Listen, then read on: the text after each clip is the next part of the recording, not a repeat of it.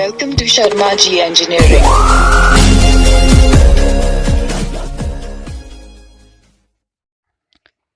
Hello दोस्तों, स्वागत है शर्मा जी इंजीनियरिंग में।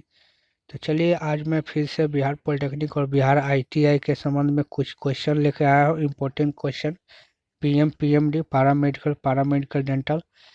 तो स्टार्ट करने से पहले आप लाइक कर दे, बेल आइकन दबा दें ताकि आपको हर वीडियो मिलती रहे। तो चलिए स्टार्ट करते हैं। गुणसूत्रों में विभाजन न होकर जो कोशिका विभाजन होता है उसे क्या कहते हैं?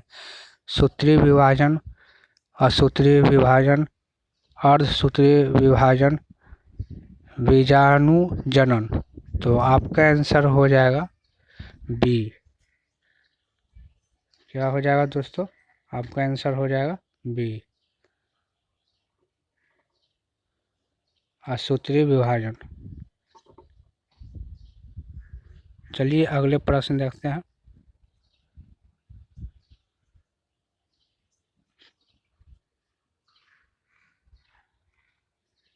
समस्त बहुकोशिकीय जंतु को किस विशेष समूह में रखा जाता है? Metazoa, protozoa, Porifera, arthropoda. तो आपका आंसर हो जाएगा ए, मेटाजोआ। तो चलिए अगले प्रश्न देखते हैं। निम्नलिखित में से कौन सा जीवाश्म ईंधन नहीं है? प्राकृतिक गैस, पेट्रोल, कोयला, काठ कोयला, जिसे इसको चारकोल भी कहते हैं। तो आपका आंसर हो जाएगा डी, काठ कोयला। तो चलिए अगले प्रश्न देखते हैं। गर्मियों में एक खुले तालाब का पानी ठंडा रहता है क्योंकि उससे निरंतर जल का वाष्पीकरण होता रहता है, या वायुमंडल की अपेक्षा जल मंद गति से ताप का अवशोषण करता है, या वायुमंडल की अपेक्षा जल तेजी से ताप का अवशोषण करता है, या वायुमंडल की अपेक्षा जल तेजी से ताप का विकिरण करता है। तो आपका आंसर हो जाएगा ए आंसर हो जाएगा। उसमें निरंतर जल का वाष्पीकरण होता है, मतलब होता रहता है। तो चलिए दोस्तों अगले प्रश्न देखते हैं। सबसे छोटी अंतःस्रावी ग्रंथि कौन सा है बताइए? पीयूष, या पाराबटू, या अधिवृक्क एड्रिनल, या वृषण। तो आपका आंसर हो जाएगा दोस्तों ए, पीयूष, जिसे प्यूटरी कहते हैं। तो चलिए अगले प्रश्न देखते हैं।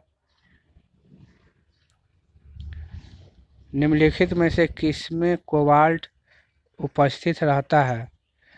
Chlorophyll, haemoglobin, vitamin C, vitamin B12। तो आपका आंसर हो जाएगा डी, विटामिन B12। चलिए अगले प्रश्न देखते हैं दोस्तों। आयनोस्फीयर की ऊंचाई किलोमीटर में है?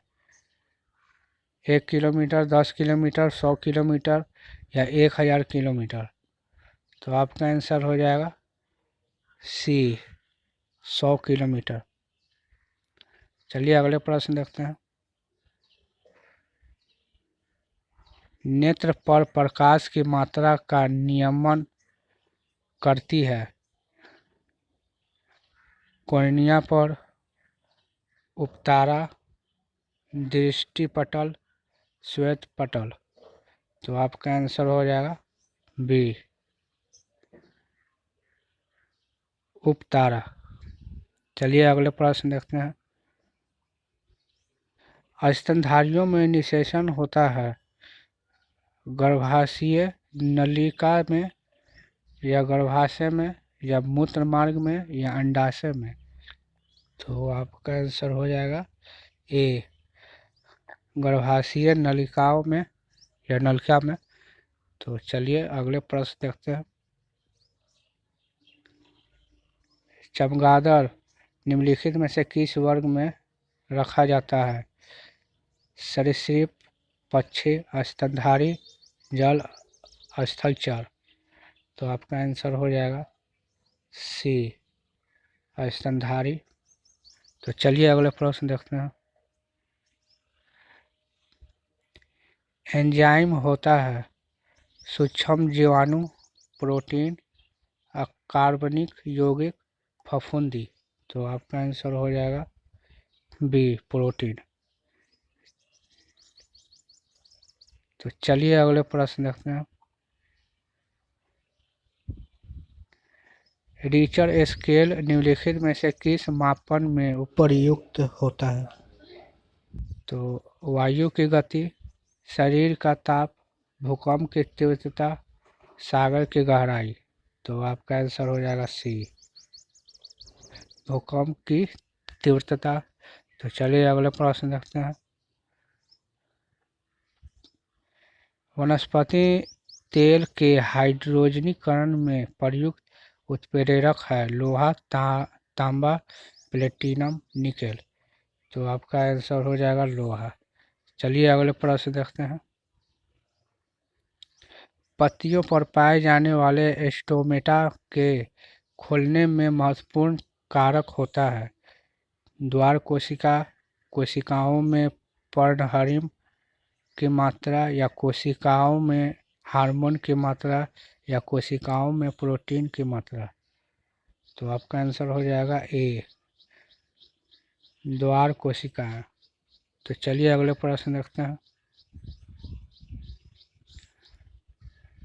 सफेद रक्त कणिकाओं का प्रमुख कार्य है शरीर में उत्पादित हानिकारक उत्सर्जित पदार्थ को नष्ट करना, ऊष्मा को वितरित करना, या रक्त का थक्का बनाने में मदद करना, या जीवाणुओं को नष्ट करना।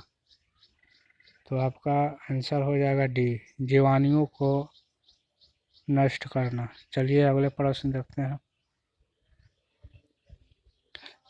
पत्तियां हरी दिखाई देती है क्योंकि वे हरे प्रकाश का अवशोषण करती है, हरे प्रकाश को परावर्तित करती है, हरे प्रकाश का अवशोषण और उसका परावर्तन भी करती है, या इनमें से कोई नहीं। तो चलिए आपका आंसर हो जाएगा बी, हरे प्रकाश को परावर्तित करती है। चलिए अगले प्रश्न देखते हैं। लंबे पौधों में जल को ऊपर खींचने में सबसे आवश्यक बल्ब होता है विद्युत चुम्बकीय बल्ब, जल का संलग्नी बल्ब, परासरणी बल्ब, अंत शोषणी जल। तो आपका आंसर हो जाएगा बी, जल का संलग्नी जल। चलिए अगले प्रश्न देखते हैं।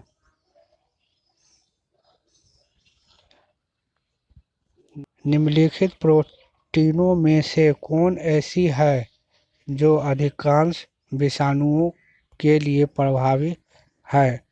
कैसिड, ग्लूटामिन, इंटरफेरॉन, इनमें से कोई नहीं। तो आपका आंसर हो जाएगा सी, इंटरफेरॉन। चलिए अगले प्रश्न देखते हैं। निम्नलिखित में से किस पौधे में लेटेक्स नहीं पाया जाता है? पपीता, बरगद, आक, या मदार, या नीम। तो आपका आंसर हो जाएगा डी, हो जाएगा नीम। चलिए अगले प्रश्न देखते हैं। हृदय की धड़कनों को अंकित करने वाले उपकरण को कहते हैं कार्डियोग्राफ, कैस्कोग्राफ, क्रिस्कोग्राफ, सिस्मोग्राफ। तो आपका आंसर हो जाएगा कार्डियोग्राफ। चलिए दोस्तों, अगर वीडियो अच्छी लगी हो तो इसे लाइक, सब्सक्राइब और बेल आइकन दबाना न भूलें। ताकि आपको हर वीडियो ऐसी मिलती रहे। Thank you.